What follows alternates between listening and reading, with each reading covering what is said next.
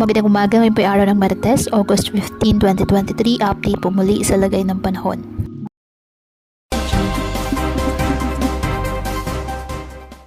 Makakaranas pa rin ng mga pag-ulan ang ilang bahagi ng ating bansa ngayong araw dahil po sa mga localized thunderstorms. Sa kasalukuyan, nakakaapekto ang habagat sa Southern Luzon, Visayas at Mindanao. Wala namang bagyo o low pressure area na minomonitor sa loob po ng ating PAR ayon sa Pag-asa. Wala ring nakataas na gale warning sa pambaybayin ng ating karagatan kung kaya malaya makapamalaot ang ating mga kababayang mangingisda at maliliit na sasakyang pandagat.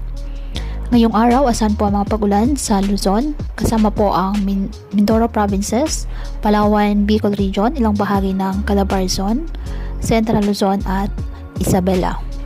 Uulanin rin ang malaking bahagi ng Visayas, lalo na po sa hapon. May malalakas na ulan sa Aklan, Negros Occidental, Eastern Samar at Leyte. Sa Mindanao, makakaranas din po ng mga pag-ulan.